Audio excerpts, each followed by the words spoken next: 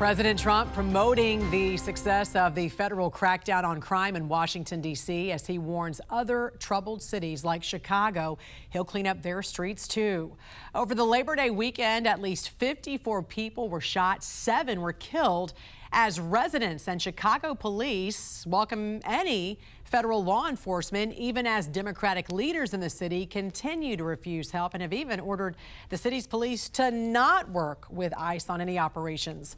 Joining us now to discuss is the former head of the Chicago PD, Jody Weis. Good morning to you, sir. Great to see you. Good morning. You know, we've heard from both Illinois Governor Jody Pritzker and Chicago Mayor Brandon Johnson, and both are adamant. They've both stated they will do everything they can to resist any federal law enforcement. We even saw Mayor Johnson signing that executive order to ban local police from working with federal law enforcement should they come to Chicago. What's your thoughts on this, especially given the cooperation we've seen with D.C.? Yeah, if you look at D.C., that's really, I think, the blueprint for how federal authorities can work with local authorities. But, you know, Jan, their comments are literally absurd to me. And what do they mean by resist and rise up? Are we talking about the I word, insurrection? Let's look at the numbers, because to me, if you don't want the Fed help, then you must be happy with the numbers you have in crime. And we all know the only acceptable number for murder would be 0. But you just quoted some numbers. Think about that. In a Labor Day weekend, 54 people shot, 7 killed. And let's look at the year-to-date numbers. Do you realize that every 19 hours and 58 minutes, someone is murdered in Chicago? Every 4 hours and 19 minutes, someone is shot. And the sad part, you ask yourself, who's shooting who? Who's killing each other? 78% of the victims are black. 81% of the offenders are black. So you've got black and black crime, and yet the governor and the mayor say they don't want any help. So to me, when you refuse help, you're saying you're happy with the numbers, and that is absolutely unacceptable in Chicago right now. Why do you think Pritzker and Johnson are so resistant to this? Oh, that's a great question. You know, if you think about it, the #1 responsibility of government is to protect the people. And I see J.B. Pritzker walking the late 6 o'clock in the morning saying, there's no crime here, it's beautiful. Well, it's 6 o'clock in the morning along the lake. I live pretty close to that area. There is no crime. Let him walk in the Austin neighborhood or the Inglewood neighborhoods at 11 o'clock, because that's where many of his constituents live. And they're not going to feel safe. Mayor Johnson talks about if we just had more affordable housing. Go back to when you were there, Jan. Cabrini Green, Robert Taylor Homes, those were shooting galleries. So he thinks affordable housing is the key. Ridiculous. You ask why they don't want to do it? If I'm going to say a simple answer, I think they're afraid.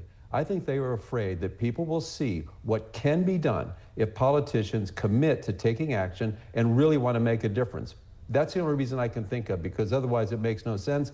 And if you look at what Mayor Bowser has done in D.C., she's embraced it, and it's made a huge difference. I wish they would learn from her. Would it be different if it was perhaps a Democratic president? Do you think this is all politics?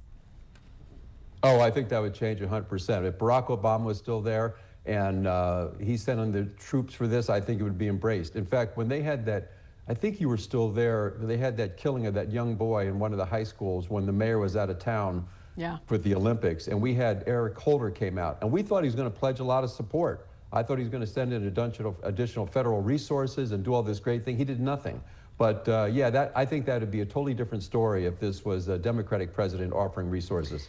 Yeah, and you know the city, you know the people. You were there for many years, and despite the rhetoric from some of those Democratic leaders, residents want to feel safe. We're hearing from residents this morning, and they're saying they want the help, especially after this violent Labor Day weekend. If you were superintendent again, how would you make use of an offer of more resources by the president?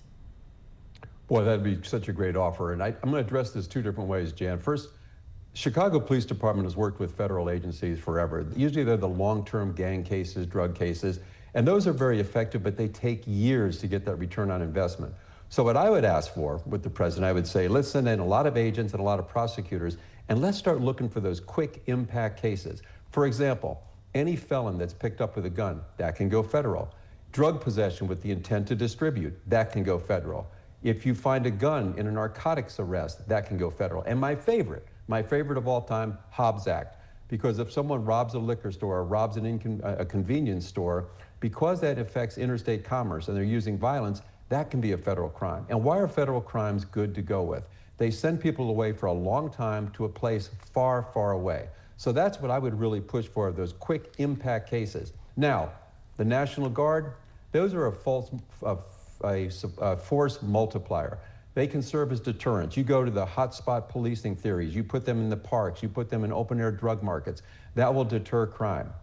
Logistically, they can be great help. If you want to do traffic stops, if you have to, arrest a lot of people, they can handle prisoner processing.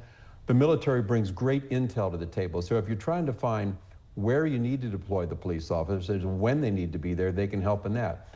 And let's not forget, they can also protect federal resources. So if ICE is trying to do their job and going out and arresting illegal aliens and they're getting attacked or harassed from different mobs, they can protect them as well as the federal structures. So there's so much that could be done. Yes, it would take a little planning, but I would love to have that opportunity to coordinate that for the city of Chicago, because I do think you could make a very, very impactful difference in a short period of time. Yeah, and I think it's also important to note, too, you had a great relationship with the mayor at the time, Mayor Daley, and I think that's equally as important for this mayor as well, to have that equal cooperation with his police department. And right now, a lot of police officers are saying they do want the help. Former head of the Chicago PD, Jody Weis, always a pleasure to see you, sir. Thanks for joining us.